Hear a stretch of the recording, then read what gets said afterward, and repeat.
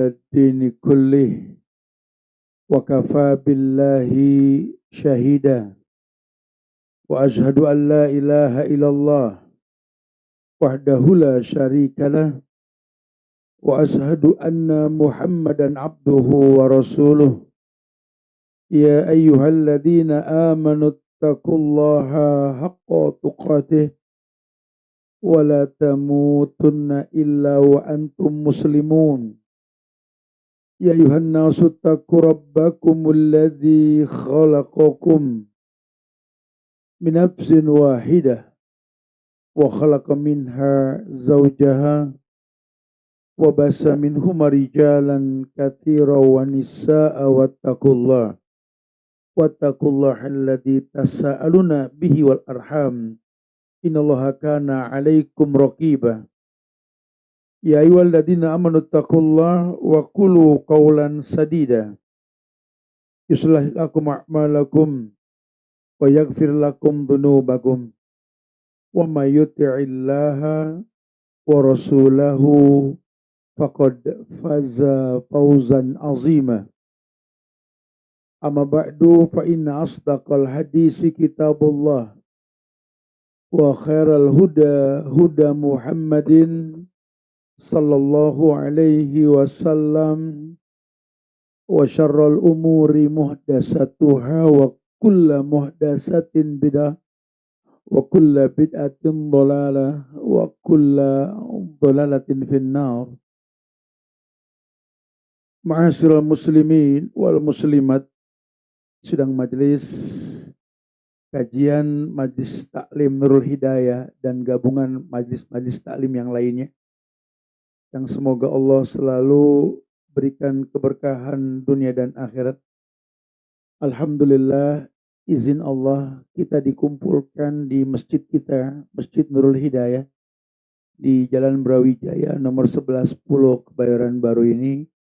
Mudah-mudahan Allah jadikan kumpul kita ini seperti yang kita niatkan. Kita pengen kumpul buat sama-sama menuntut ilmu, belajar, agar Allah jadikan ilmu yang kita dapatkan pada hari ini menjadi penyebab banyaknya kebaikan yang dapat kita miliki di yang akan datang insyaallah. Jamaah Allah muliakan, usikum wa nafsi bitaqwallah. Diri ini berwasiat buat diri pribadi dan jamaah sekalian untuk selalu meningkatkan ketakwaan kita kepada Allah. Kita ada di hari ke-10 bulan Sya'ban hari ini ya. Kita menuju pada pertengahan Sya'ban dan tak terasa waktu makin mendekat. Ya, ini berjumpa dengan bulan rahmat, bulan maghfirah, bulan itqu minan nar. Dan kita tahu di bulan Ramadan itu Allah panggil cuma satu model manusia yang Allah firmankan dalam Al-Quran. Karena nanti akan banyak ragam pertanyaan yang manusia tanyakan, Ustadz, kan kita mau masuk bulan Ramadan. Persiapannya apa, Ustadz? Kayak nggak punya pengalaman tiap tahun persiapannya. Surat Al-Baqarah ayat 183 itu bukti. Allah panggil sejak 14 abad yang lalu, kata Allah, ya ayyuhalladzina amanu kutiba alaikumus. Allah enggak mengatakan ya ayyuhalladzina tajirun. Ya, orang-orang kaya gitu ya. Orang miskin atau Allah enggak sebut. Orang beriman. Kenapa? Karena nanti banyak ritual yang Allah janji ada nilai berlipat ganda di bulan tersebut. Ya, kaitan dengan judul kita mendorong tobat apa Ustaz? Ya iyalah ada. Karena semua kebaikan yang bakal kita panjatkan ini nggak mungkin diberikan sama orang yang berlumuran dosa. Bahkan sempat dibahas bahwa Nabi pernah bersabda, Inna rajula la yu'ramu rizqa bidambin yusibuh. Orang itu terhalang dari kebaikan atau sesuatu yang dia minta dalam bentuk rezeki sama Allah karena kemaksiatan yang dia rutinkan. Makanya bukan doanya yang salah. Ya, bukan caranya yang salah. Ya, yang sering menjadi penghalang itu karena perbuatan buruk yang kita rutinkan. Ini yang mesti menjadi penyebab terdorongnya kita untuk bertobat lah ya. Dan kullu bani Adam khata'. Setiap anak Adam pasti punya salah. Kita kalau nuntut orang sempurna salah planet. Ya, ini sifat kufur asyir yang mesti dihilangkan. Ingat baiknya, jangan ingat kurangnya. Kalau ingat kurangnya, manusia nggak ada baiknya. Ya, ingat baik.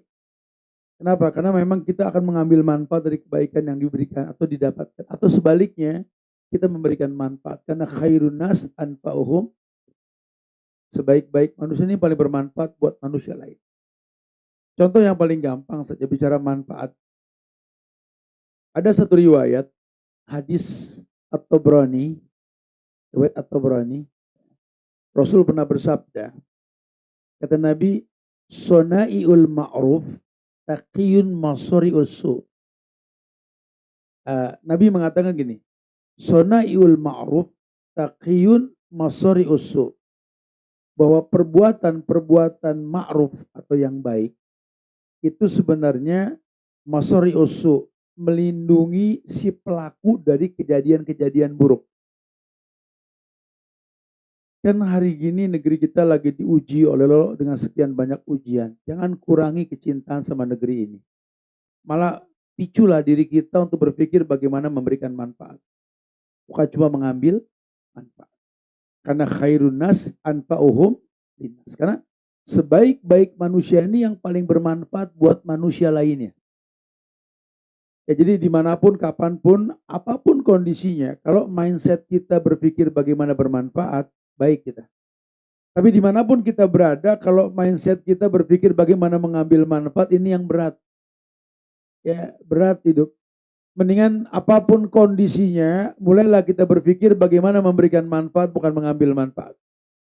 Karena sebaik-baik manusia yang paling bermanfaat bukan mengambil manfaat. Nah, salah satu memberikan manfaat, dalilnya mengatakan, sona'iul ma'ruf taqiyun masari'us su.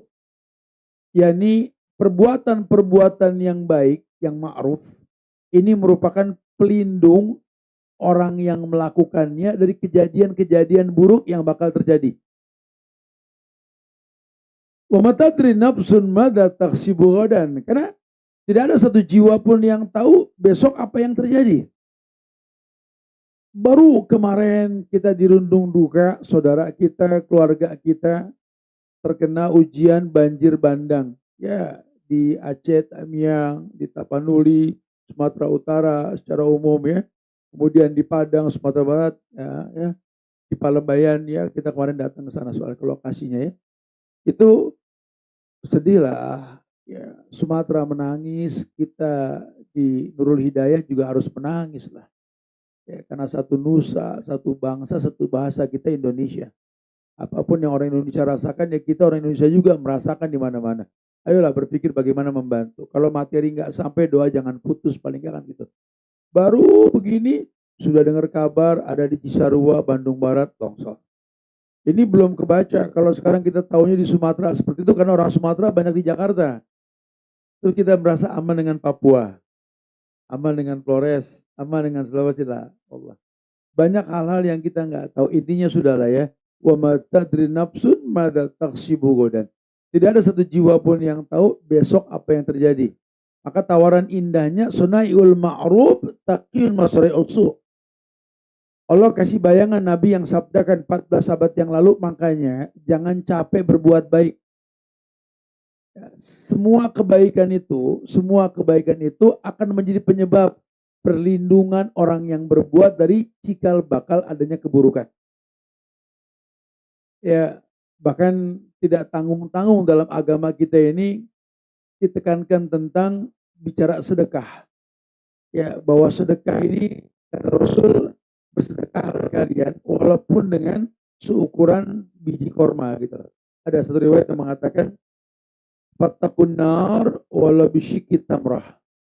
Fattaqun nar wala bisyikki tamrah. Coba kamu jauhkan diri kamu dari neraka walaupun dengan seukuran sedekah, seukuran satu biji korma gitu loh. Ya, karena manusia ini nggak ada yang selamat dari yang namanya neraka kecuali orang yang Allah selamatkan. Ada satu riwayat lain menguatkan bahasan kita tadi, ketika Nabi pernah bersabda dalam riwayat Bukhari Muslim, dikatakan ma minkum min ahadin illa sayukallimuhullahu laisa bainahu wa bainahu turjuman Fayanzuru aiman minhu fala yara illa ma qaddama wa yanzuru ash'ama minhu fala yara illa ma qaddama wa yanzuru baina yadayhi fala yara illa an-nar tilqa wajhi fattaqun nar wala bisyikki tamrah. Kita kan bakal dikumpulin nanti. Ada yaumul qiyamah. Yaumul qiyamah tuh hari berbangkit. Yaumul qiyamah. Yaumul qiyam. Yauma yakumur ruh wal malaikatu sofa la yatakallamuna illa man adina lahur rahman wa qala suwaba. Akan datang satu masa nanti semua ruh dibangkitkan. Bersop-sop. Kita kumpul di satu hari yang namanya yaumul jama'i. Yaumul hisab. Yaumul furqan. Yaumul mizan. Hari di mana orang itu berkumpul di padang mahsyar. Hadis mengatakan, ma minkum min ahadin illa sayukallimuhumullahu laisa bainahu wa bainahu turjuman. Siapapun di antara kalian nanti akan dikumpulkan di padang mahsyar. Akan diajak dialog langsung sama Allah. Dan antara Allah dengan orang tersebut tidak ada turjuman, tidak ada penterjemah. Enggak ada gayatnya lah. Fayanzuru aiman minhu. Setiap orang yang ditanya sama Allah, kalau dia ngelihat ke kanan, sejauh mata memandang, yang dia lihat apa? Yaro illa maqaddama. Yang dia lihat kebaikan yang pernah dia perbuat. Kalau nanti yang zuru as'ama minhu, kalau dia ngelihat bagian shimal, bagian kiri begini, fala yaro illa maqaddama. Yang dia lihat dosa yang pernah dia perbuat. Pun yang zuru baina yadayhi, dan ketika dia melihat antara dua tangannya ini, fala yaro illa nar. Tidak mungkin dia melihat kecuali neraka. Ya Rabb, Masya Allah. Nah, Nabi bilang, kalau sudah seperti itu, fattakun nar wala bisyikki tamrah. Makanya kalau udah pasti begitu, ya, tolong bersedekahlah. Walaupun seukuran satu biji korma. Jadi nggak usah yang berat-berat, karena kalau Allah kan nggak bicara angka, bicara kualitas, ya, bicara standar. 5 waktu nggak usah dibikin 10 waktu. Oh, kalau gue sih yakin sorga. So, tahu, karena Anda di luar standar orang, tat. Orang kan sholatnya 5 waktu, gue 10, tat. Ya nggak gitu ya. Karena kan syariatnya 5 waktu, lu 10 Nabi lu siapa kan begitu ya. Jangan suka dilebih-lebihin. Standar orang tat 3,5 liter zakat fitrah tat. Aneh tat 3 karung. Enggak gitu. Agama ini ittabi'u wa la tabtadi'u faqad kufitum. Agama ini tinggal ngikut, tinggal nyontoh, jangan bikin yang akmal hadaddin. Sempurna ini agama. Kalau agama ini sempurna, kelas. Ya, jangan ditambah, jangan dikurang. Karena kamu butuh efek agama. Dan efek agama yang baik yang kau rasa itu ketika kamu ittiba, mencontoh-contoh yang ada. Wala tabtadi'u, jangan bikin yang baru, faqad kufitum, sempurna sudah. Masya Allah. Kemudian dikatakan bahwa wasodaqatu khufiyan. Wasodaqatu khufiyan artinya sedekah yang disembunyikan. Tudfi'u godobar rabbi. Sedekah khufiyan, sedekah yang disembunyikan, khufiyan. Emang ada sedekah yang ditransparasikan? Ada, ya mungkin sedekah maknanya zakat. Zakat mesti ngomong, nih uang zakat. Kalau yang sunnah, gak perlu. Tangan kanan memberi, tangan kiri gak usah tahu. Dan gak usah banyak moto orang yang kena sedekahan gitu loh. Hari gini kan kita baru membantu mie 2 aja suruh foto bareng mie itu, orang kesian. Jangan begitu-gitu amat. Nanti orang jadi males akhirnya dibantu karena terekspos kekurangan yang dia miliki. Jangan. Kata Nabi, ini yang mendorong kita taubat lainnya ini, wasodaqatu khufiyan tudfi'u ghadabar rabbi. Sedekah yang kita sembunyikan, yang orang nggak perlu tahu, yang tangan kanan memberi, tangan kiri nggak tahu tadi ya, itu tukhfi'u ghadabar rabbi. Menghilangkan atau meredam atau menghapuskan amarah Tuhan. Apa sih amarah Tuhan? Saat hidup kita gersang. usaha kayaknya nggak jalan-jalan, pun dapat banyak kerugian, lebih gampang yang minus, yang negatif ketimbang yang positif. Berumah tangga kayak nggak punya pasangan, tiap ditanya laki lu mana, Allahu alam, ini mana au. Jadi ini orang nggak jelas nih, ya punya anak juga ya Rob, masya Allah, ngasih PR pagi, ngasih PR malam, aduh kali guru nih anak kita, ngasih PR kita muridnya. Ini kan orang tua yang mesti ngasih PR, anak ngasih PR orang tua. Hari gini kita dibikin seakan-akan memang Godoba Robbi, Tuhan ini murka sama saya. Kok Tuhan kayak marah mulu deh? Enggak, Tuhan nggak pernah marah. Tuhan kalian baik, War-Rahman, War-Rahim. Ya, bahkan rahmannya Allah itu wasiat kulla syai'. Rahmannya Allah itu dirasa oleh semua makhluk walaupun dia non muslim. Ya hari gini kan ketika hujan turun kan, ya banyak non muslim juga senang punya rumah yang nggak bocor. Artinya dapat nikmat dong. Atau mungkin sejuknya pagi ketika di puncak banyak kan villa non muslim. Apa doa dia diterima sama Tuhan? Tidak, itu rahmannya Allah. Maka kita jangan suka kepedean. Kadang-kadang kita suka kepedean dah. Saat aku kan lagi jatuh usaha nih Ustaz. 3 hari nih Ustaz, aku tahajud. Masya Allah. Tahu gak Ustaz? Ya belum tahu, belum cerita saya kata gitu. Hari keempat Ustaz, Allah jawab langsung. Serius Allah jawab? Yakin? Ya si Ustaz kata gitu. Ntar dulu nih, ini lurusin dulu nih. Anda serba salah kalau denger kayak begini nih. Lu minta sama Tuhan, lu minta sama Tuhan Ustaz. Lu tahu cara mintanya gak? Ya tinggal minta doang. Ntar dulu tinggal minta doang.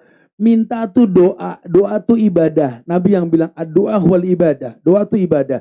Dan kalau sudah bicara ibadah, ini bicara gak main-main.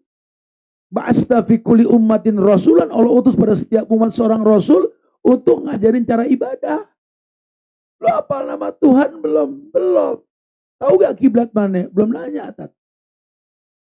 Terus lu berdoa ke Tuhan gimana caranya? Timbang angkat tangan doang. Ntar dulu. Ini sebetulnya bukan doa yang diijabah. Emang rahmannya Allah. Ya Ustadz. Kalau Tuhan benci sama aneh Ustadz. Ya nggak mungkin Anda kasih nikmat kayak begini sama Tuhan Tat. Anda punya rumah di Jaksel Tat. Oh Masya Allah.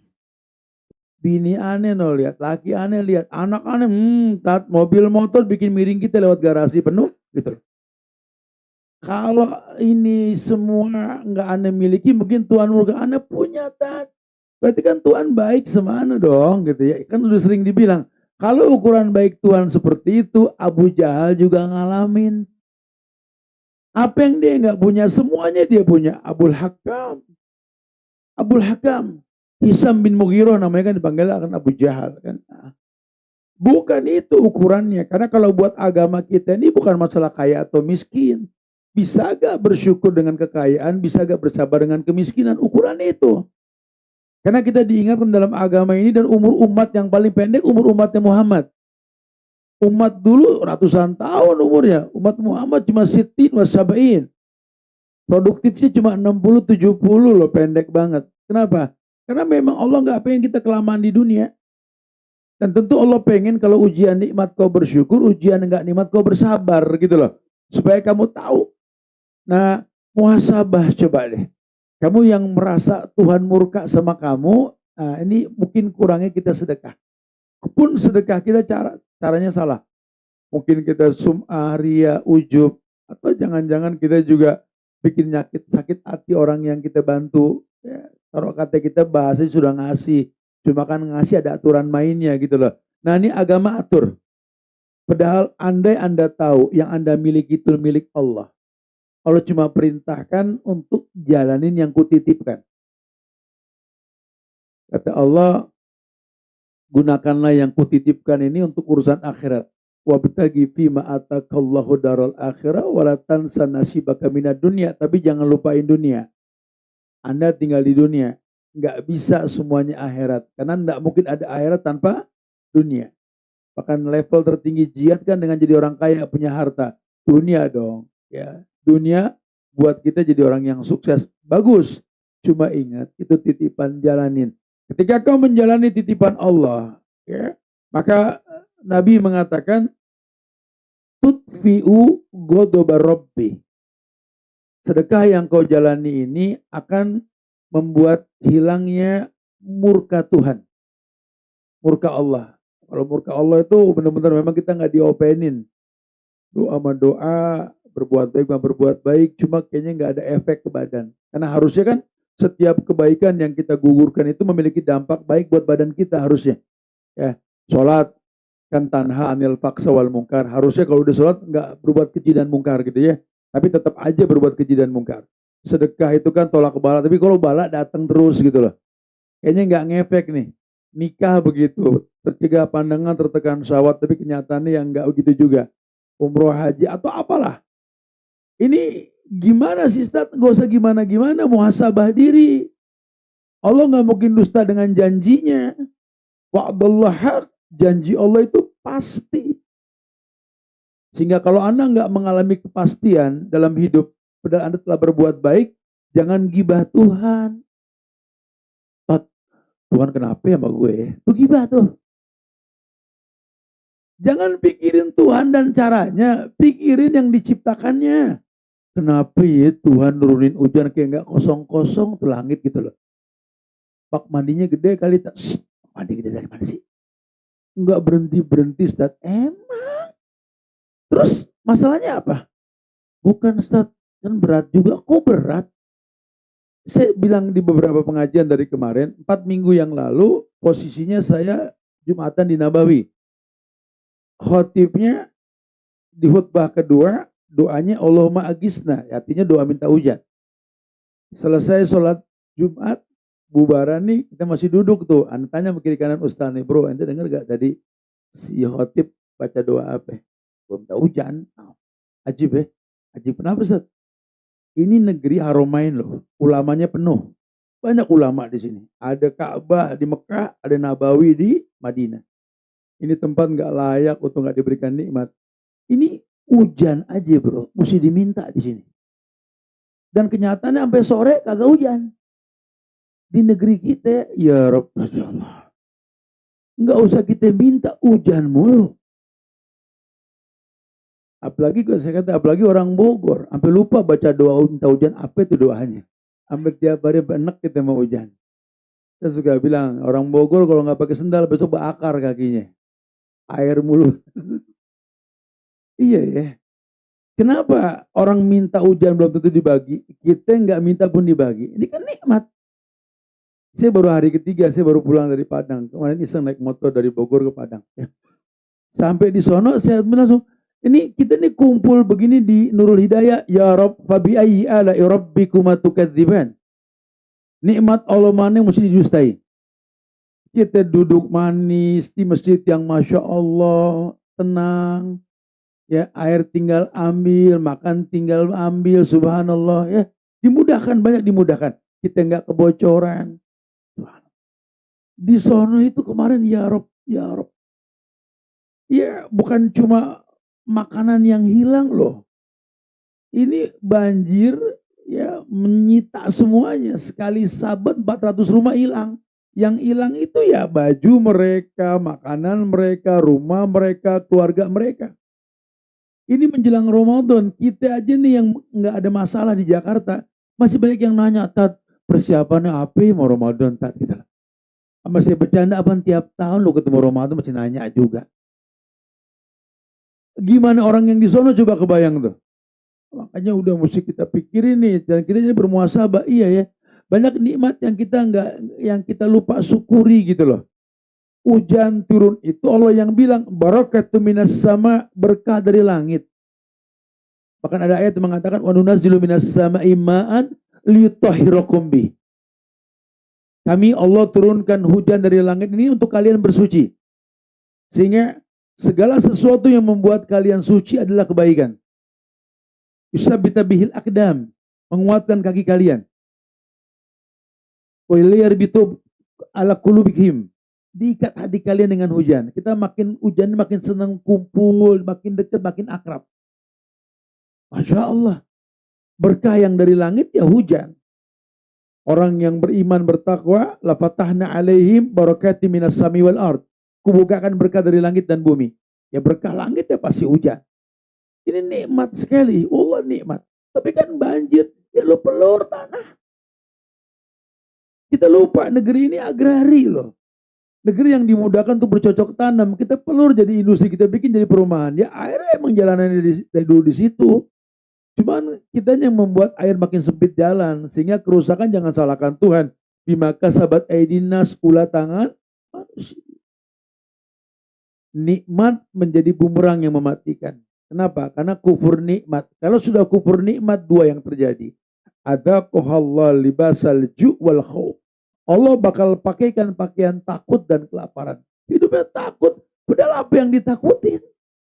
Lawang negeri yang paling aman ya salah satunya Indonesia yang nyaris gak pernah ada perang kan. Semua negeri berperang loh. Negeri kita aman gak ada perang, Masya Allah. Laki perempuan ngimbang. Laki perempuan ngimbang jumlahnya. Makanya omongan-omongan tentang poligami paling gak pas di Indonesia. Lawang ngimbang laki perempuan. Lain kalau di Palestina memang banyakkan perempuan. Lain kalau di Suriah. Lain kalau di Tunisia, Uzbekistan, Tajikistan. Atau pecahan Soviet lainnya. Atau Jepang sekarang. Atau beberapa negara lain. Indonesia agak susah. Karena memang aman ini negeri sebenarnya. Kok takut aja? Ya karena kita kufur nikmat. Takut kelaparan. Indonesia kok bisa takut kelaparan? Kalau di luar di Arab mungkin takut wajar deh. Kita mau nanam beras di mana?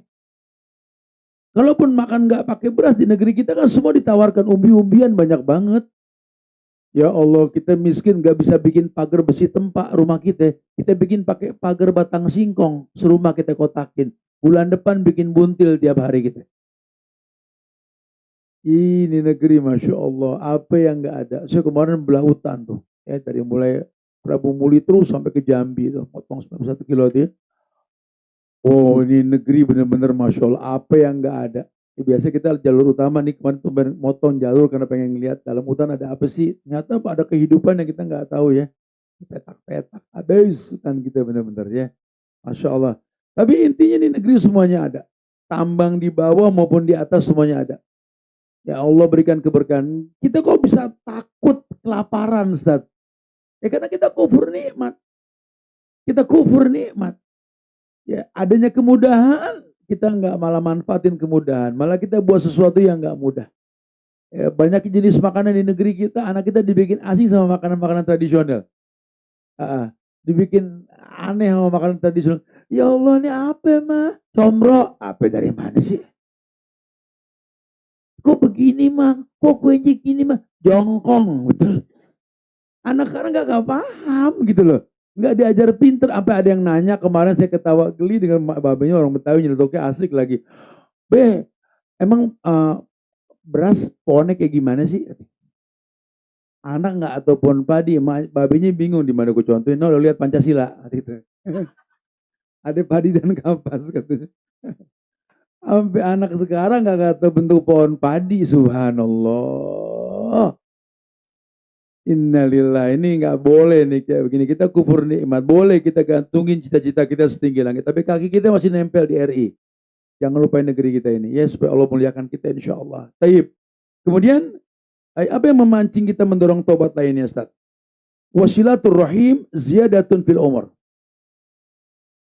Udah nggak usah pada berantem mulu apalagi saudara nih. Nggak usah. Kita ini udah ditakdirin keluarga. Satu rahim. Walaupun beda air ketuban, cuman perutnya mirip orang tua yang punya, betul? Tolong, nggak usah ribut antar saudara. Kebiasaan buruk kita ributnya nih kalau mau masuk Ramadan, pada bengkelai saudara nih. Ntar maaf-maafan Idul Fitri, katanya. Maaf-maafan Idul Fitri, tanya nabinya siapa tuh? Kalau Nabi Muhammad nggak pernah ngajarin maaf-maafan Idul Fitri. Kalau maaf-maafan dipercepat. Wasari'u ila maghfiratin min rabbikum. Cepat kalau minta maaf, ngapain nunggu Idul Fitri? Kali aja meninggal pertengahan Ramadan kita nggak tahu. Nggak gitu. Ya udah. Kalau nanti Idul Fitri bukan minta maaf, mendoakan taqabbalallah minna wa minkum. Tolong tobat, sambung silaturahmi. Kenapa? Karena Nabi mengatakan wasilatur rahim ziyadatun fil umur. Menyambung tali silaturahmi ini manjangin umur, bukan angka. Kualitas. Ya, umur sih udah tetap dari dalam kandungan udah ditentuin berapa tahun kita ke depan. Cuma kualitas. Karena nanti banyak juga kita lihat orang tua tapi Masya Allah semangat mudanya. Kayak kita punya orang tua, punya tatang dan lain sebagainya yang ada di sini. Orang tua yang Masya Allah. Walaupun mungkin nggak muda lagi, semangatnya Masya Allah. Yang muda lagi pakai bed cover, yang tua apa dengerin ceramah. Masya Allah. Banyak orang tua pada Masya Allah. Makanya saya suka kalau ada tablik akbar kajiannya. Kemarin di Padang di Khatib Al-Minangkabawi, puluhan ribu yang hadir itu. Rata-rata orang tua ada yang udah umur 80 lebih datang semangat belajarnya masuk di tempat-tempat yang jauh. Nah kita yang muda ini belum tentu kayak mereka. Ini mereka umur 80 masih ngaji, nyatet, nanya ya. Insya Allah kita umur baru 40, 50 udah ngomongin merek obat. Betul ya? Bukan level mereka lah. Jadi nyambung silaturahmi itu manjangin umur bukan nambah angka, kualitas umur. Biar orang bilang kita tua, cuma semangat kita kayak anak muda. Karena hari gini malah karya banyak di orang tua, anak muda nggak ada karya. Ada di beberapa tempat sepanjang jalan Sumatera itu kan ada kafe-kafe sekarang tuh yang ada pejurang apa. Anak muda pada bengong, saya mas samperin, apa yang lo liatin? Cuma ngerokok, ngopi, liatin jurang aja. Saya celetukin, goyang nggak tuh jurang? Ngapain buang waktu bengang-bengong negeri lagi butuh kalian? Mendingan jadi sukarelawan, kawan ke Sumatera sana bantu. Daripada ngabisin duit cuma urusan kopi 30k, 50k, 40k.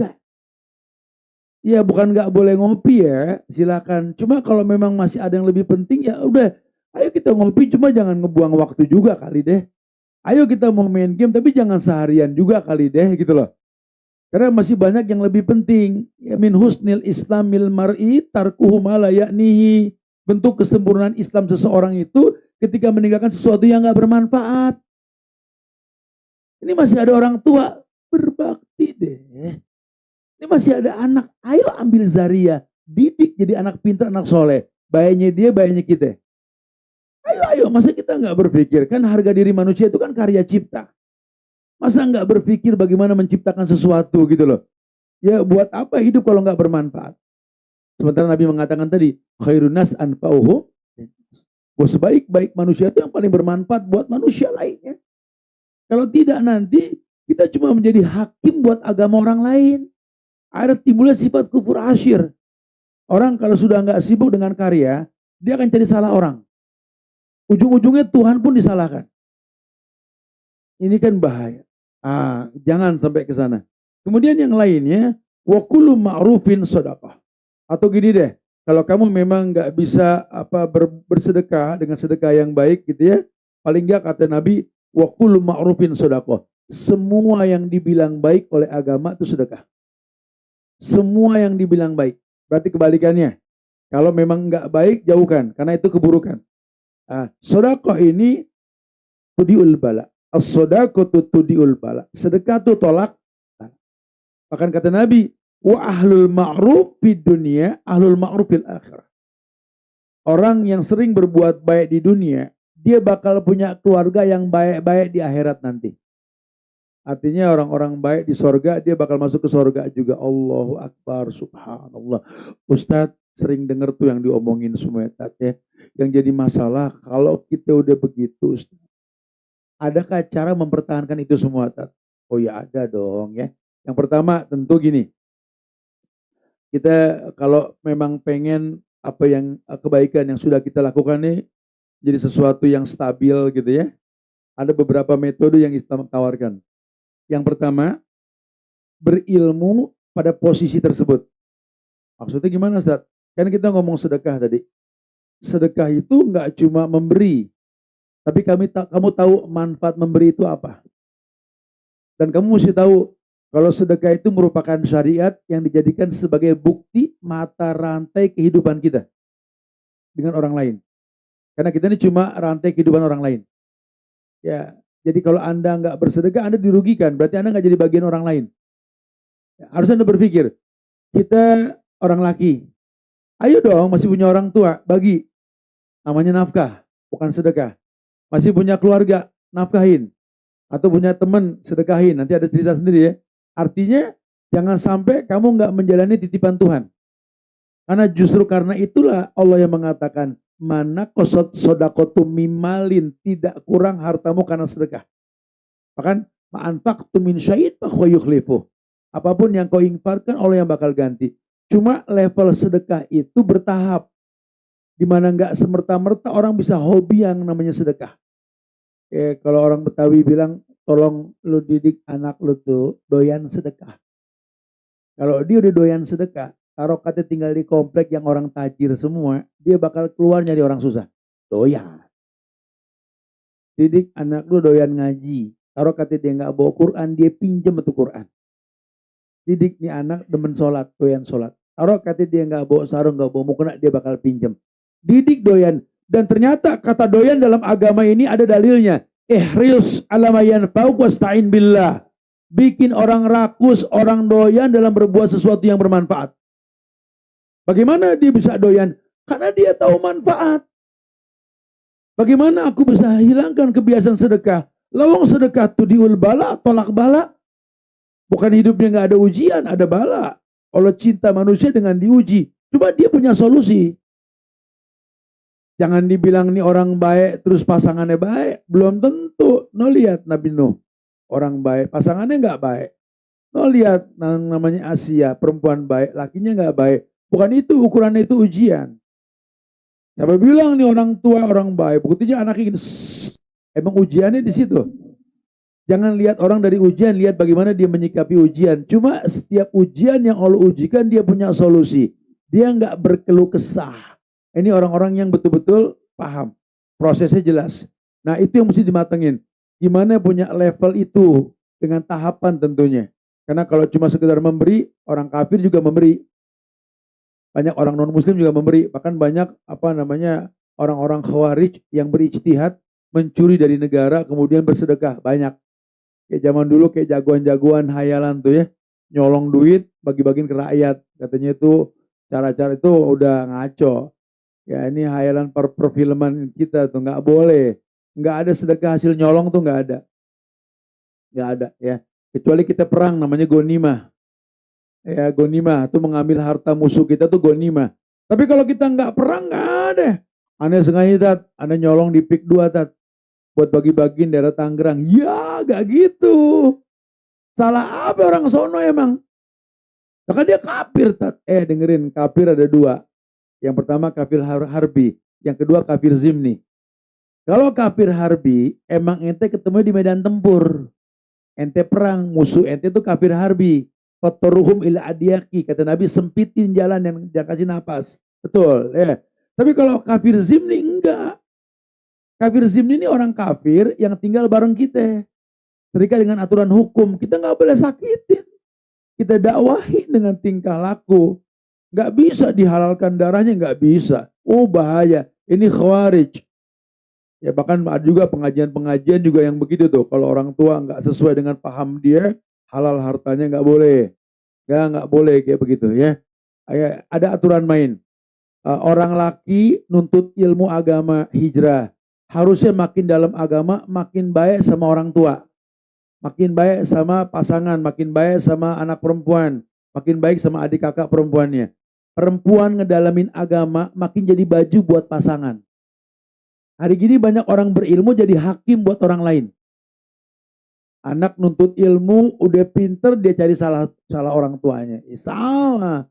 Justru nggak boleh kita berilmu menjadi hakim buat orang lain. Begitu pula perempuan nuntut ilmu nih, kajian di mana-mana. Makin pinter, makin lihat salah suami.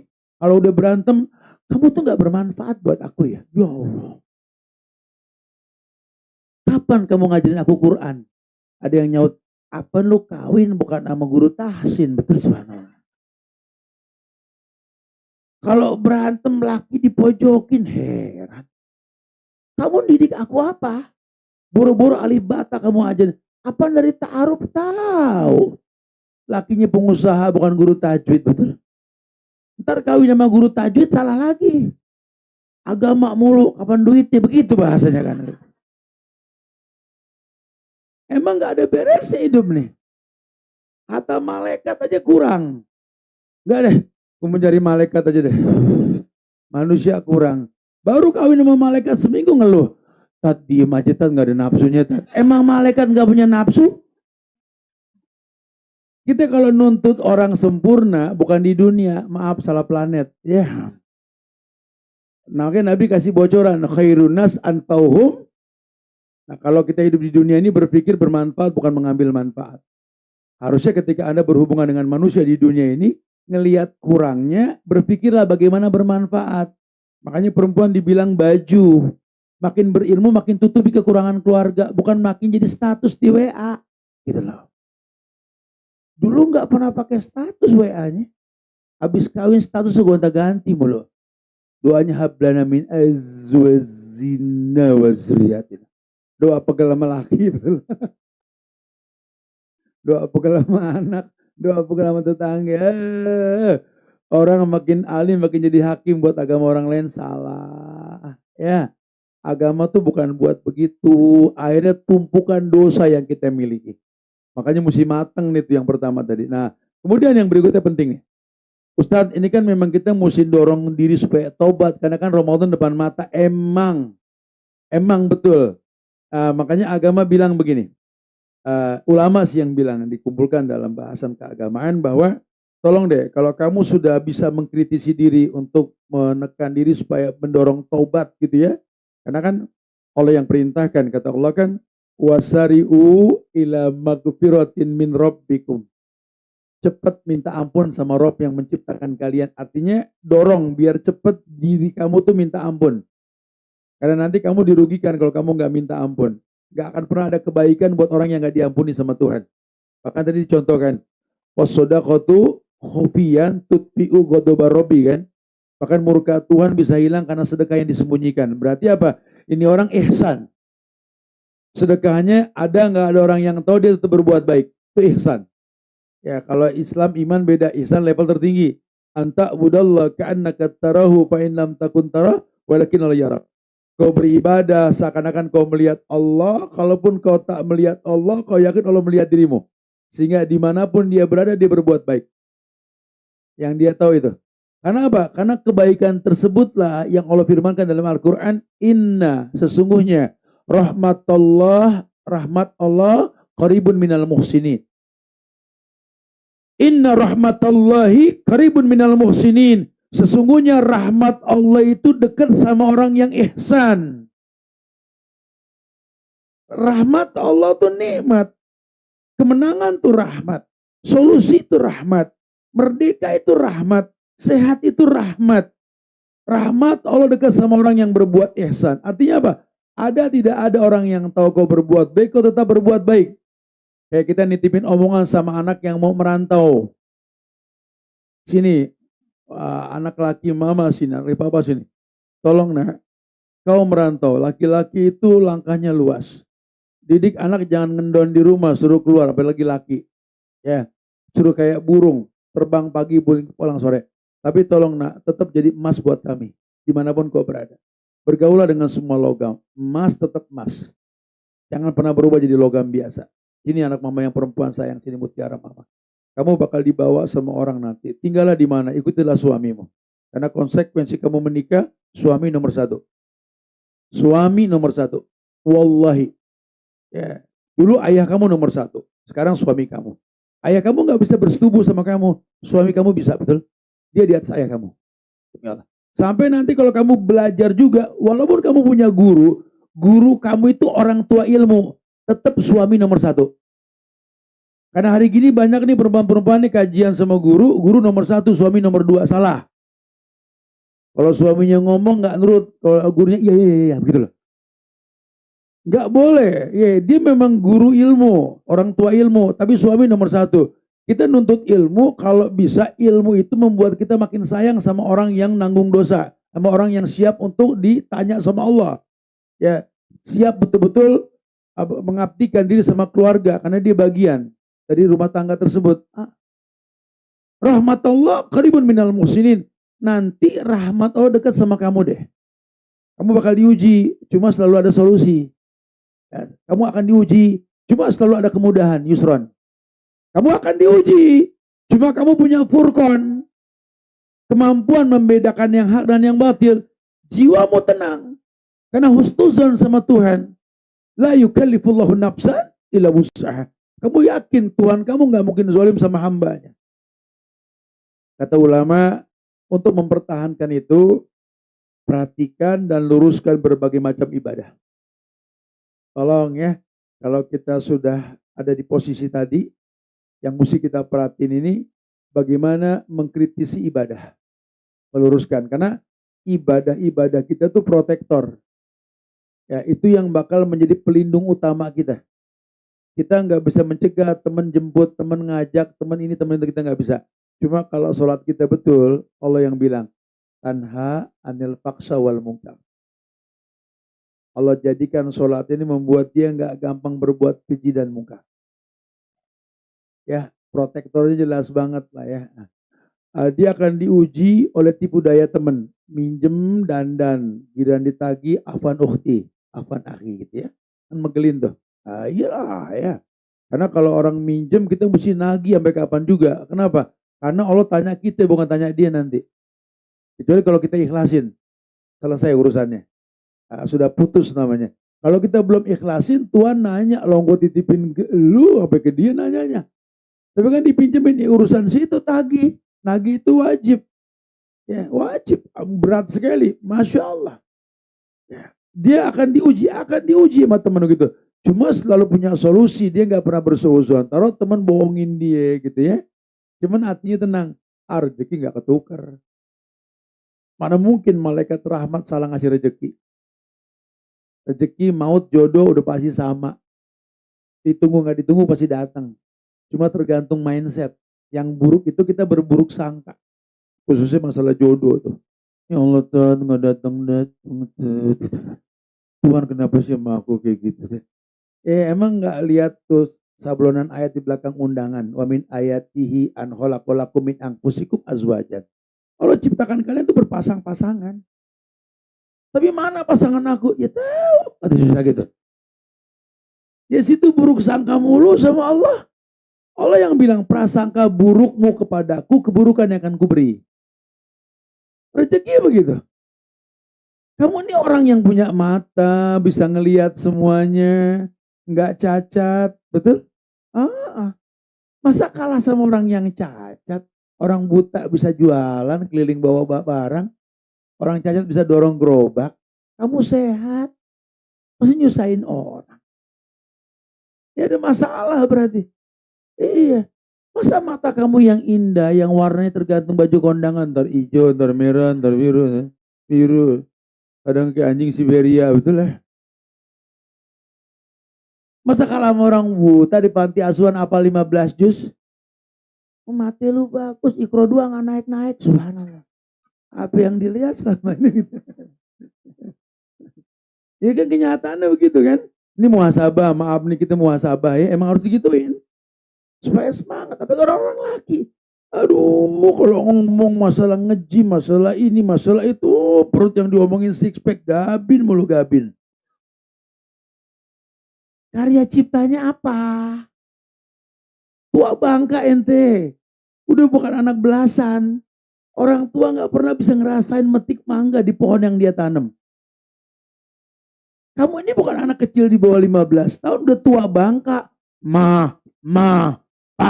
Pa. Kalau tua gitu mendingan beli kambing sepasang beranak tiap tahun, betul? Miara lo pahit, kan begitu? Omongin yang tegas. Mau berkah hidup, udah kerja, ya, udah alhamdulillah mah. Kasih mama tiap Jumat, kasih papa. Kan kayaan mama, emang. Cuma kalau mau berkah kasih orang tua. Titik bu. Ya, mama nggak usah dikasih juga punya. Cuma mama seneng aja nanam pohon, ngeliat kembang di pohon tersebut. Kamu tuh kembang yang mama tanam. Kamu nggak pernah berpikir memberi. Kok cuma minta saja, nak. Yang mulia itu yang tangan di atas bukan di bawah, nak. Didik agak tegesan dikit gitu loh. Ada usaha, ada. Jangan lelah membiasakan mereka bangun pagi. Kalau perlu seret kakinya kita seret. Yang penting setelah dia bangun bikin dia senang. Supaya dia tahu, nak berkah itu dari Allah, adanya di pagi hari. Barik li ummati ibu kuriha. Tolong perhatikan dan luruskan semua ibadah. Tuh ya. Kemudian yang lainnya, supaya dia bisa tetap stay dalam kebaikan. Sehingga masuk kategori pendorongan diri untuk selalu bertobat ini, stabilisasi iman. Nah, stabilisasi iman banyak nih. Ya. Tolong perhatikan semua ritual berkaitan dengan stabilnya iman. Kenapa mesti iman sih, Ustaz? Karena nanti semua ibadah yang kau gugurkan, mestinya depan itu iman. Dan memang kita tahu 10 tahun Nabi di Madinah itu semua ayat-ayat hukum. Ketika iman sudah sempurna, 13 tahun terdakwah di Mekah. Ya, hijrah Nabi, kemudian 10 tahun di Madinah tuh ayat hukum yang turun. Ya. Artinya apa? Iman yang sudah stabil ini layak untuk disyariatkan hukum sama orang yang beriman. Dan semua ritual dalam agama kita ini pasti ya ayyuhalladzina amanu, hai orang yang beriman. Nah, ya. Apa stabilisasi yang pertama? Yang pertama, untuk kamu stabil dalam kondisi yang tadi, tolong anjurkan diri kita atau keluarga kita untuk bangun malam sholat tahajud. Ya, karena ada ayat, bukan cuma himbauan sunnah. Allah pakai bahasa wa minal laili. Itu kalau udah pakai wa ini harapan, bukan faminal. Kalau faminal jadi lebih wajib. Wa ini jeda. Tolong usahakan dari sebagian malam bangun. Asa ayab asa korob buka makomam mahmuda. Asa itu bahasa kita kali aja gitu loh ya. Semoga Allah akan berikan tempat yang terpuji. Nah, kalau kamu mau jadi anak yang terpuji di hadapan kami orang tua, nak, tolong bukan cuma yang wajib, nak, tahajud bangun. Nanti kalau udah bangun, kamu bisa ngelihat kondisi rumah kamu, lihat ayah kamu yang tidur, mama kamu, lihat adik kakak kamu, lihat mereka terlelap. Masa kamu nggak punya iba sih, nak? Sampai seumuran gini nggak pernah memberi, yang ada minta mulu. Bohong kalau nanti itu nggak ada perubahan pada batinnya.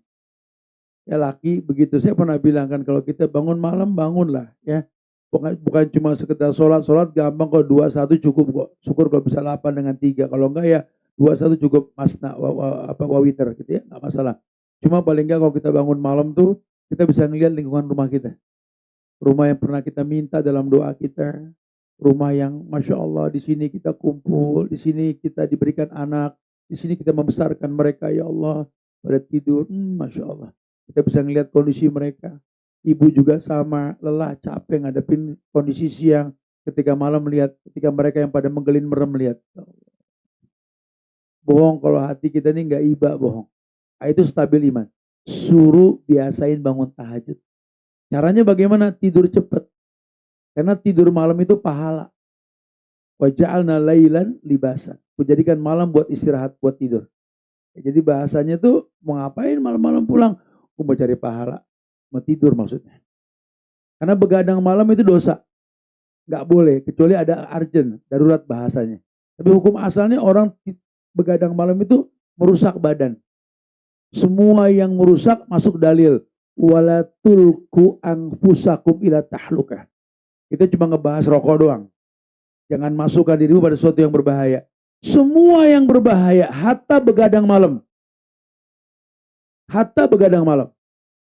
Ya kalau mau ya wa minal laili tadi, tidur dulu baru bangun. Tidur dulu baru bangun. Kalau full stay up haram hukumnya. Enggak diperbolehkan. Itu merusak badan. Ginjal kita pasti rusak, lever kita pasti semuanya rusak. Kenapa? Waktunya istirahat kita enggak istirahat. Ngopi sampai malam sampai tuh ginjal enggak istirahat. Mending yang diomongin penting kali strategi perang gitu ya. Yang ngomongin gibah Tuhan mulu, ngapa Tuhan begini ya? Ngapa Tuhan begini ya? Ya ilahi Rabbi subhanallah. Ya, ini sangat disayangkan sekali. Tolong bangun malam tahajud. Ya biasain. Walaupun 2 rakaat, tahajud 1 witir nggak apa-apa. Ya, kemudian yang berikutnya, suruh biasain baca Quran. Udah dijelasin kemarin tentang Quran. Quran tuh yang dibaca artinya. Kalau cuma ditunjuk buku tebal tuh mushaf. Dalamnya ada ayat namanya kitab. Kalau dibaca alhamdulillahirabbil alamin itu Quran.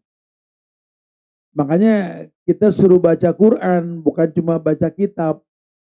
Ya, bukan ayat kursi yang ditempel buat ngusir setan, pahami bacaannya. Ya, untuk ngusir setan kita paham ayat kursi Allahu la ilaha seterusnya itu ya. Baca Quran.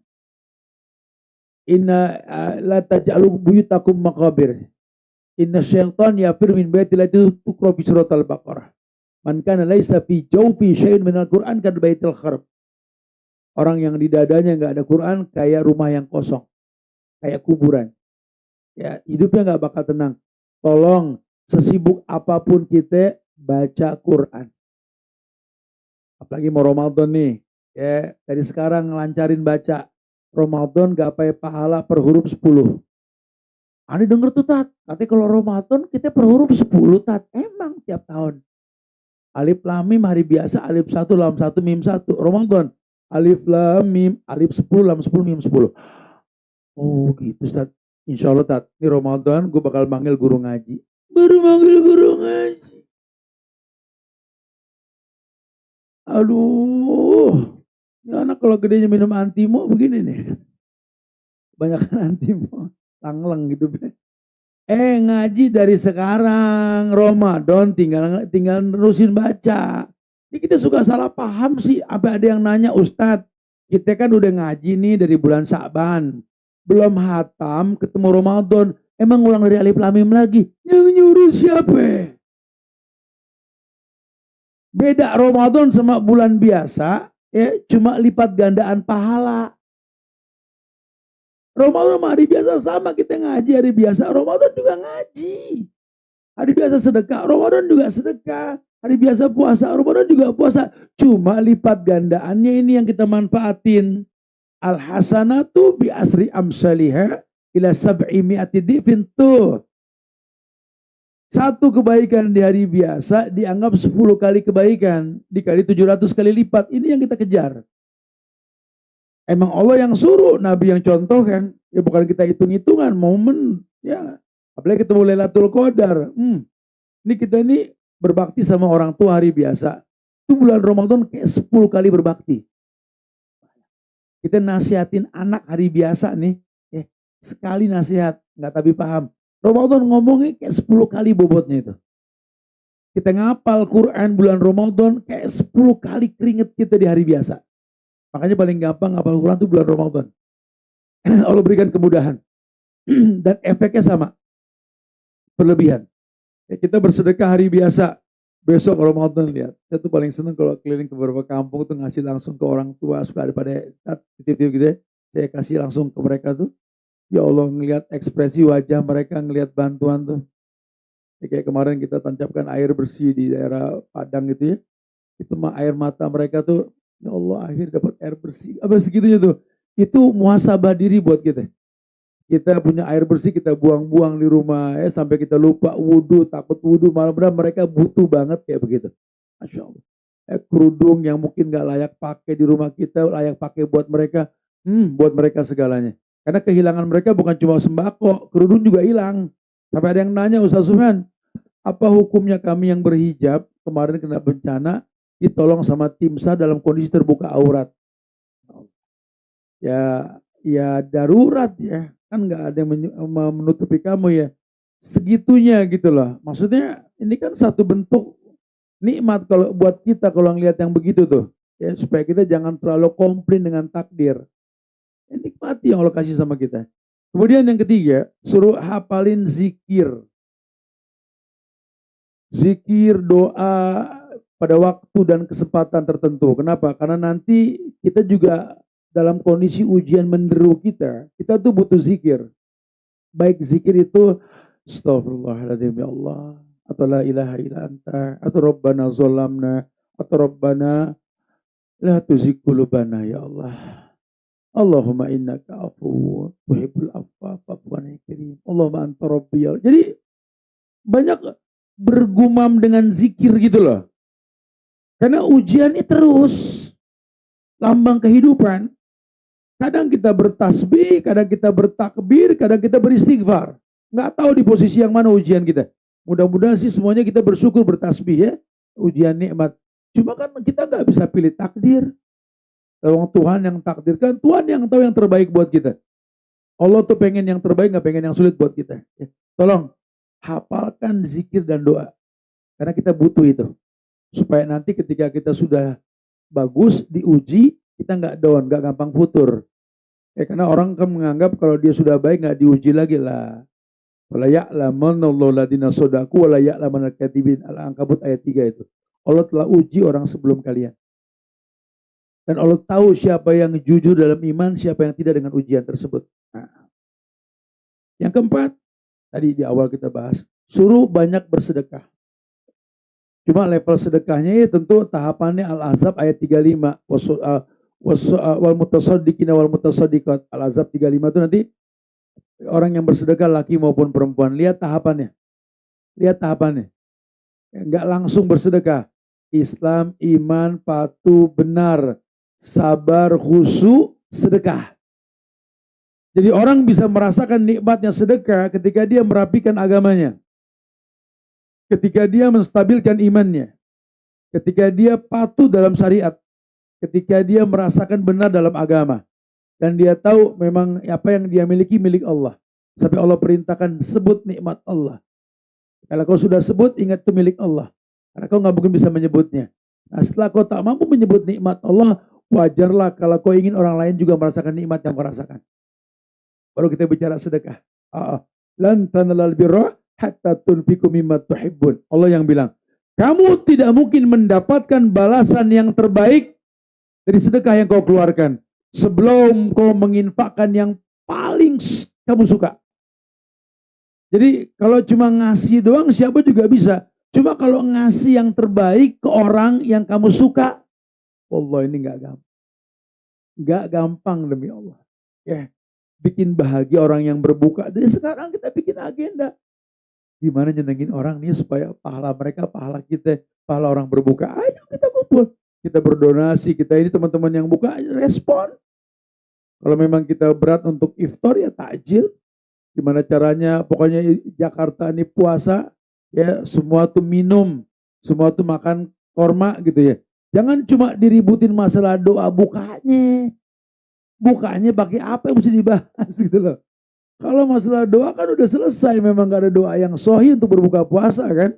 Kecuali riwayat Abu Daud itu pun habis buka baru baca Dhahabat Dhoma. Cuma apa nggak boleh berdoa sebelum kita buka? Ya boleh dong. Tempat mustajab buat berdoa ketika puasa menjelang buka.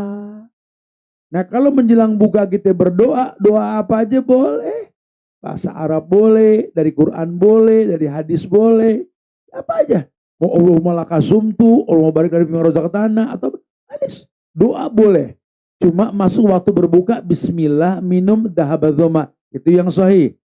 Tapi yang lebih penting tuh penyebab doa itu. Apa penyebab doa itu? Dahabadzoma artinya apa? Telah hilang haus. Wabtalatil uruk, telah basah kerongkongan. Yang ngilangin haus, yang basahin kerongkongan kira-kira apa ya? Segampang itu kita sedekah. Ya, bukan cuma ngomongin doanya. Ya kan tuh doa nggak bisa dibaca kalau nggak basah. Masa itu doa dibaca sebelum minum? Dahabadzoma, wabtalatil nggak nyambung. Telah hilang haus, udah minum? Belum. Nggak bisa. Nggak bisa. Ayo ilmiah sedikit lah ya. Kita pengen jadi maksimal dalam kebaikan tersebut. Ya. Yeah. Tolong. Kemudian apa? Jangan buang waktu cuma-cuma. Ada waktu baca buku. Hari ini kita nggak usah baca lah, kita punya Google. Ya. Atau sekarang kita sudah ada di apa namanya aplikasi kita di MyMBI itu. Kan saya pernah janji waktu itu, mudah-mudahan nanti ada aplikasi di di sosial media kita ini, supaya teman-teman ini bisa memanfaatkan kebaikan tersebut. Ya, kita sudah ada namanya MyMBI, nanti bisa di follow tuh ya. Di situ jadi kayak Google Map, cuman lebih syar'i insya Allah ya. Banyak hal-hal yang bisa mendatangkan manfaat dalam bentuk jadwal kajian semua ustadz ya. Maka nanti tiap waktu sholat diingetin insya Allah. Ya.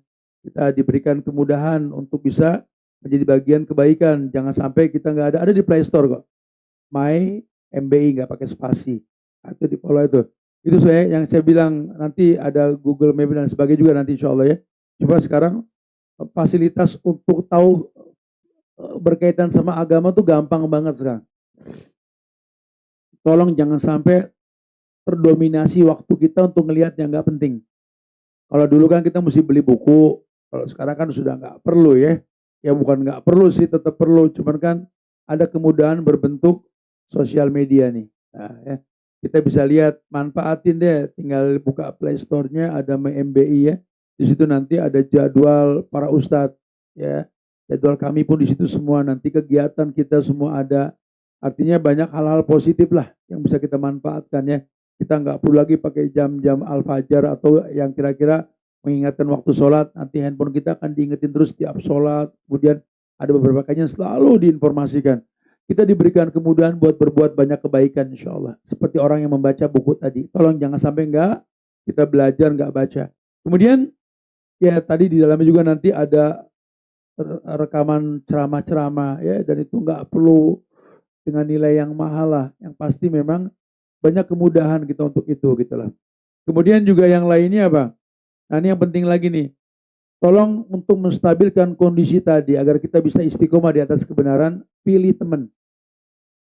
Pilih teman, jujur.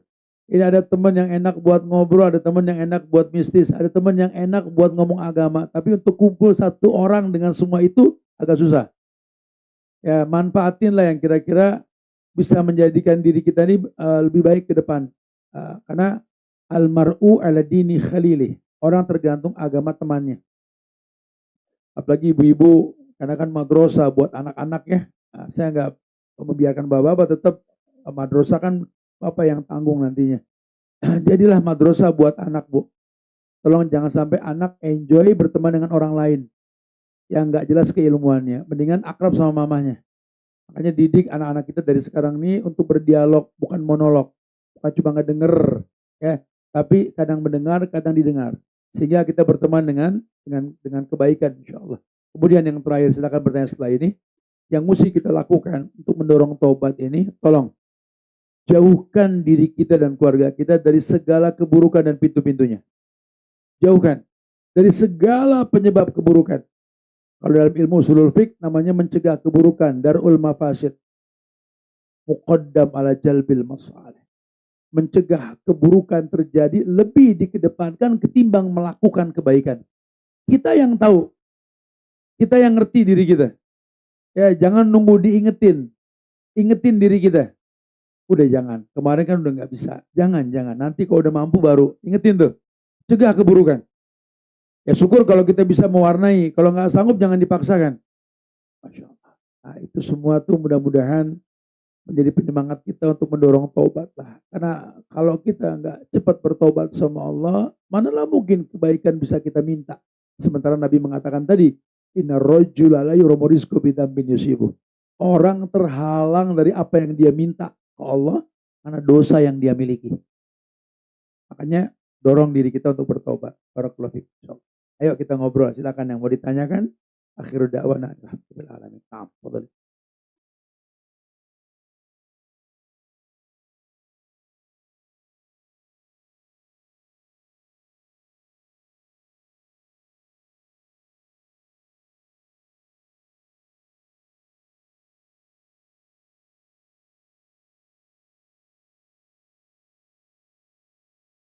silakan.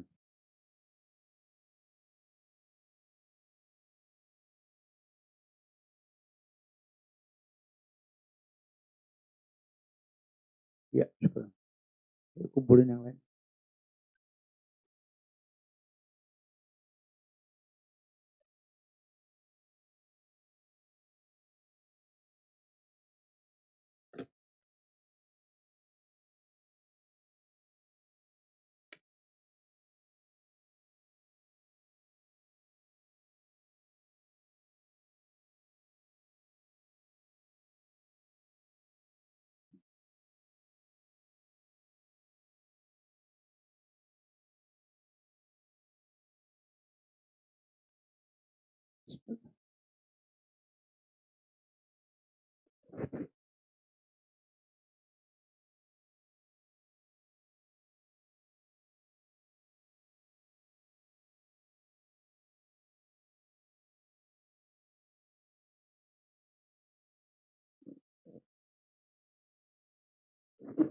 Assalamualaikum Ustaz. Suami saya berzina Suami saya pemakan riba, meminum khamar, dan pergaulan bebas. Namun dia tetap sholat dan tetap bersedekah. Dia tidak mau mendengar nasihat dan bertobat. Apakah itu termasuk alasan yang syar'i untuk saya meninggalkan dia? Nah, munafik berarti dia masuk. Munafik bidarkil asfal minan nar. Cuma nggak semudah itu ya. Tentu fungsikan dulu diri anti buat dia. Ya, nasihatin, ingetin. Kalau memang suara kamu nggak didengar, suruh orang yang lebih alim untuk menasihati. Kalau dia tetap bertahan dengan kemaksiatan tadi itu, maka mulailah berpikir ilmiah. Manalah mungkin kamu dibawa ke sorga sama orang yang seperti ini, gitu ya. Tapi ada prosesnya, nggak bisa langsung. Karena kita nggak tahu nih apa yang membuat dia kok tetap berbuat maksiat. Takutnya belum sampai dalil, belum sampai ilmunya. Ingetin dulu. Nanti kalau dia diingetin tetap dia bertahan, kita punya hujah, punya alasan. Oh iya, berarti memang dianya yang nggak mau berubah, gitu ya. Ataukah saya harus bersabar menunggu dia bertobat? Nah, akhirnya nanti jadi penyakit buat kamunya. Jadi penyakit lah. Ya, dia zina, kamu mau? Kan dia jorok kemana-mana itu. Nanti bawa penyakit ke rumah. Dia juga pemakan riba. Riba itu kan 1 dirham kayak zina sama orang tuanya. Banyak buat tumpukan dosa yang mesti dia tobatin ini. Nah, mudah-mudahan dengan sikap kamu yang tegas dia berubah. Ya, kan kita keinginannya kan bersatu. Cuma memang nggak layak bersatu dengan yang seperti ini gitu ya. Nah, sikapnya tadi. Kalau laki yang menjatuhkan talak, kalau perempuan yang hulu, kembalikan mahar. Nanti itu urusan KUA deh. Ya. Tapi yang pasti kamu mesti tahu, kamu perempuan dinikahi itu untuk dibawa ke surga. Nah, pelajaran kalau sudah begitu, makanya besok-besok kalau ada lelaki yang deketin kamu, yang pertama didialogin apa? Tanya akhlak dan keagamaan dia, ya. Jangan dunia yang diukur, agama. Kamu tahu resiko kamu nikah menjadi hamba buat seorang manusia di muka bumi ini. Ya, lelaki yang bakal bawa kamu ke surga, kamu yakin? Tanya sama orang yang pengen ngelamar kamu itu. Udah kenal Allah belum? Udah apal nama Allah belum? Kalau belum ya berikan syarat. Ya udah, aku sih tetap mau apa kamu, cuman tolong sebelum nikah kamu udah hafal nama Allah. Dan itu nggak susah kok. Nggak susah ngapal nama Allah, gampang. Ya Rabb subhanallah. Ar-Rahman Ar-Rahim. Sebentar banget. Minimal 99, nggak sampai sebulan. Ringan. Tapi kamu bisa tenang dibawa dalam hidup dipimpin sama orang yang nggak kenal Tuhan. Terus setelah itu lihat akhlaknya, lihat agamanya. Tanya hubungan dia dengan mamahnya, anak perempuannya, adik kakak perempuannya. Ini semua tulang rusuk yang bengkok yang dia hadapi. Kalau dia bisa sabar, dia bisa khiar, ini suami yang baik.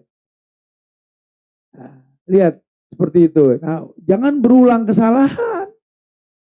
Giliran begini baru laporan, ya Allah Ustaz, ujian. Apa ini pertama udah dibilang ujian berat ini. Cuma situnya nggak dengerin ya. Mengapa surat An-Nur disebut sebagai An-Nur cahaya? TTS nanya begini. Terjemahan isinya tentang laki-laki dan perempuan, zina, 100 kali tanpa belas kasihan. Bagaimana An-Nur mencegah terjadinya zina, Ustaz? Ya kan udah tahu artinya tuh. Kan udah tahu ancamannya. Itu cara surat An-Nur mencegah. Kamu udah tahu kan kalau orang berzina apa tadi yang belum nikah 100 kali, yang sudah nikah rajam. Itu cara surat itu untuk bisa mendatangkan cahaya dalam hatimu. Takutlah kepada Allah. Takutlah kepada ya. Jadi memang di surat itu banyak sekali penyebab datangnya cahaya Allah. Kan ada ayat yang mengatakan wa yaj'alakum nuran tamsuna bihi wa yaghfir lakum. Allah akan berikan cahaya dalam hidupmu kalau kamu bisa meninggalkan kemaksiatan, melakukan kebaikan. Di surat An-Nur itu banyak arahan-arahan tentang kebaikan, penyebab Allah berikan cahaya dalam hidupmu insyaAllah. Assalamualaikum Ustadz, zakat harta, apakah boleh dibelikan kepada keluarga, adik sepupu dan lain-lain? Bolehlah. Yang nggak berhak dapat nafkah, maka dapat zakat. Tapi kalau sudah zakat itu buka At-Taubah ayat 60. Itu 8 orang yang berhak dapat zakat. Karena pertanyaan ini macam-macam dari kemarin nih, Ustadz, boleh gak uang zakat buat umrah? Astagfirullah. Boleh gak uang zakat buat bangun masjid? Ya, yang berhak dapat zakat tuh 8 orang. Di At-Taubah ayat 60, buka baca. Nah, kalau 8 orang tersebut yang berhak dapat zakat itu, dia mau mengalokasikan buat yang lain, urusan dia. Yang penting kamu kasih ke 8 itu. Dari 8 itu siapa yang paling baik? Zawil kurba, kerabat dekat, lihat ponakan, lihat saudara, itu dulu. Nggak usah yang jauh-jauh, jangan semut di seberang lautan nampak, gajah depan mata nggak kelihatan, jangan. Ya. Umroh untuk kakak yang sudah meninggal bagaimana? Badal bolehkah dengan orang lain? Ustaz? Nggak apa-apa. Ulama ada yang berpendapat boleh, selama yang badalin orang yang berilmu. Ya, jangan main badalin aja sama orang yang nggak jelas. Mafia-mafia umroh tuh banyak, mafia haji tuh banyak nanti. Titip sama orang alim. Ini nitip badal umroh, badal haji tuh kayak kita pengen makmum sama imam. Cari imam yang bagus. Jangan kita bermakmum dengan imam yang nggak jelas. Jangan. Assalamualaikum Ustaz Subhan.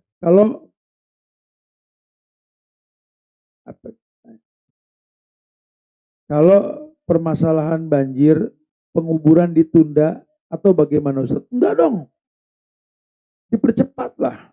Ya, dipercepat, dikondisikan. Kecuali kalau nggak memungkinkan masuk, nanti ada usaha. Ya, usaha itu bukan nunggu surut, ada cara lain untuk bisa meredam itu.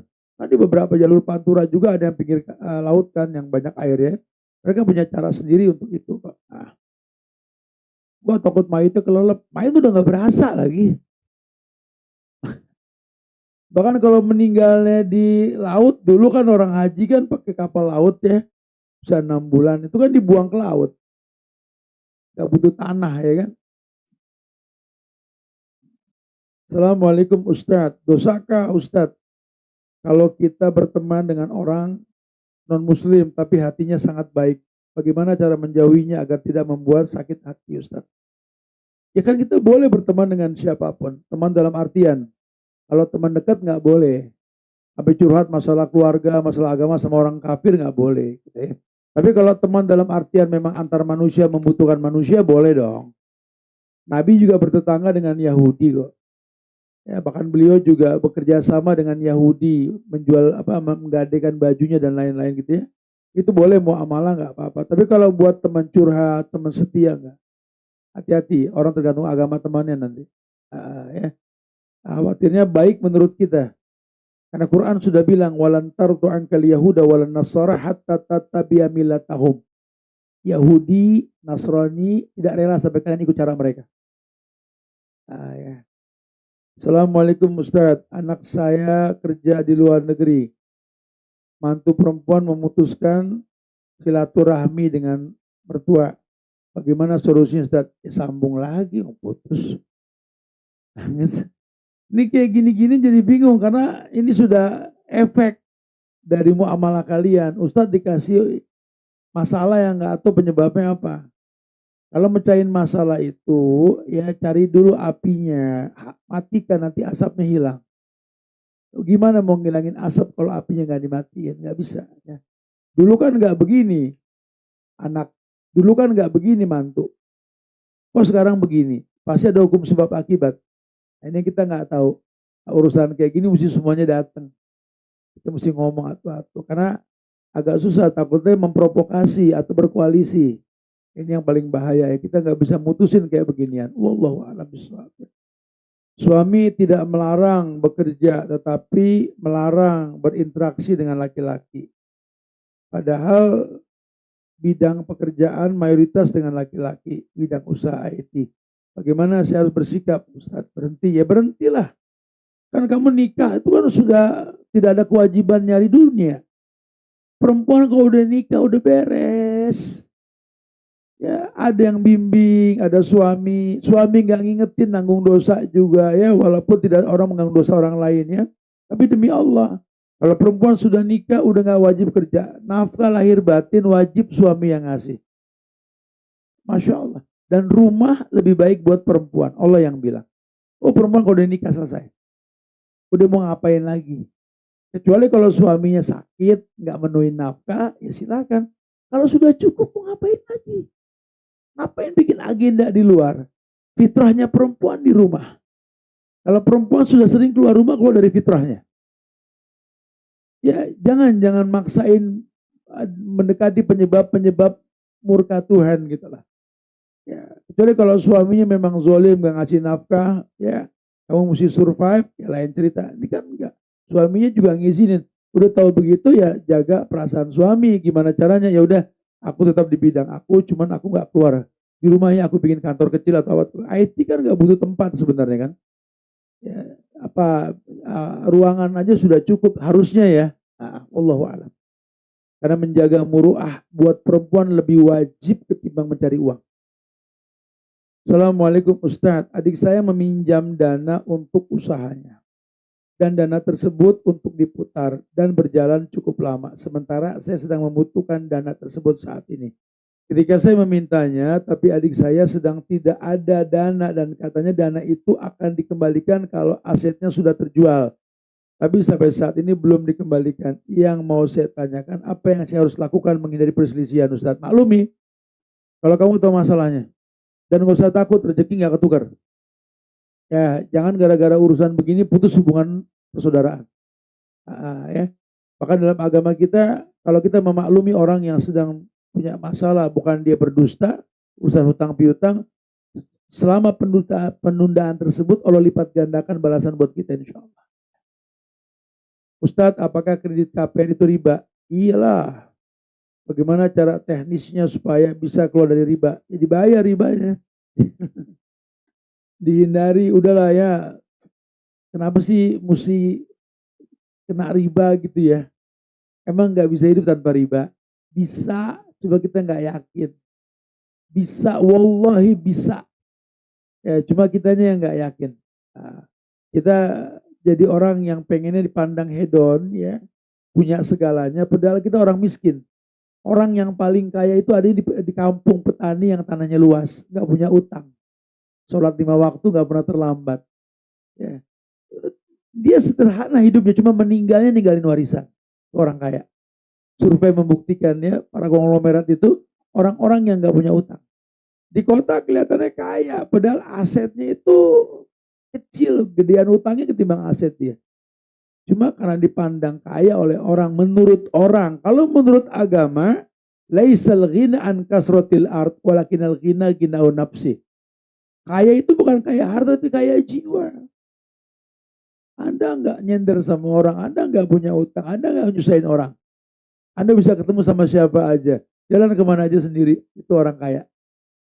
Ya, hari gini orang cuma kelihatan kaya, padahal dia nggak kaya. Ya billah wa na'udzubillah. Ustaz, saya berteman dengan seorang non-muslim. Dia mengatakan mau belajar Islam dan mencari iman. Tapi saya melihat motivasinya lebih karena takut kehilangan saya, bukan karena Allah. Oh, dia pacaran nih. Dalam kondisi seperti ini, apakah lebih baik saya tetap membuka pintu atau justru menjaga jarak? Ini laki perempuan sih yang nanya nih. Kalau perempuan, ya kamu punya power tuh buat menyetir dia untuk ngedalamin agama deh. Mumpung dia suka sama kamu, berikan syarat aja. Ya nggak apa-apa kalau takdir aku sama kamu, tapi dalam agama aku, kalau aku sudah nikah, nanti kamu tuh imam. Imam di depan, aku tuh makmum di belakang. Ini nanti kamu yang bilang waladhdallin, aku yang bilang amin. Jangan aku yang waladhdallin, kamu yang amin nanti gitu ya. Balik gitu ya, bilangin ya, kamu kan dalam agama aku kalau nikah nanti kamu yang bawa aku ke sorga itu milik Allah, kamu mesti kenal Allah. Panjang tuh, mudah-mudahan, karena banyak kok yang mu'alaf jadi baik gara-gara perempuan soleha ya, banyak yang kayak gitu ya. Jangan terus kamunya malah yang terwarnai, jangan ya. Ustadz, anak kami laki-laki usia 25 tahun sudah lama tidak mau sholat dan puasa. Sudah dinasihati tapi tidak juga tidak sholat. Kami sudah berdoa, mohon nasihat ya Ustaz. Ya dijelasin, dicari penyebab dia nggak mau sholat apa sih? Karena kalau nanti kamu meninggal, anak nggak sholat, nggak nyampe waris. La yuwarisul kafiril mu'min walal mu'minil kafir. Nggak boleh saling mewarisi orang Islam dengan orang kafir. Beda kita dengan kafir musyrik itu sholat. Faman taroka faqad kafara. Lagi-lagi yang saya tekankan di sini, cari penyebabnya. Aneh kalau orang nggak mau sholat tuh aneh. Tawang Allah yang bilang wasta'inu bisabri wassalah. Kamu minta tolong dengan sabar dan sholat. Karena kita minta tolong, masa nggak mau ditolong? Ya, ini menandakan kita gagal mendidik anak untuk sholat. Udah dibilang dari awal tadi, didik anak kita doyan sholat. Ini anak bisa doyan jengkol. Ngapain sholat kagak doyan, kan gitu bahasanya. Karena kita tuh selalu membuat anak tertarik ketika kita makan rendang jengkol. Makan apa sih mah? Jengkol gitu loh. Ekspresinya tuh membuat orang tertarik. Coba kalau sholat, mama tenang banget sih mah ngadepin masalah kayak gini. Anak tuh punya ketertarikan gitu loh. Apalagi anak sekarang kan nggak suka mendengar, sukanya melihat. Bikin tontonan yang menuntun. Mama nggak usah pegel anak nggak pakai kerudung. Mama pakai kerudung yang cantik depan anak. Bohong anak nggak niru. Bohong anak nggak niru. Atau lingkungan yang baik. Saya sering bilang kok, demi Allah, sampai detik ini saya nggak pernah suruh anak saya pakai kerudung. Demi Allah. Cuma dari kecil sudah rapet. Tanpa saya suruh, karena lingkungan. Dan saya harapkan pasangan nggak dandan depan anak. Dandan, anak ngeliat. Anak tuh duplikator gitu loh. Sama dengan kita Pak. Kalau kita memang pertontonkan jiwa tenang karena sholat di masjid, berteman sama orang baik, bohong anak kita nggak niru. Anak itu mencontoh banget. Nah, ini yang mesti kita sadari. Makanya dalam bahasa agama, asli nafsa yasluh lakan nas. Teknik agama itu rapihin diri kamu, nanti orang lain akan terapikan dengan sendiri. Kita nggak disibukkan untuk mendakwakan ke orang, dakwakan diri kita. Nanti orang akan lihat, agama jadi asik nih sama dia, gue juga pengen asik. Begitu orang akhirnya gitu loh.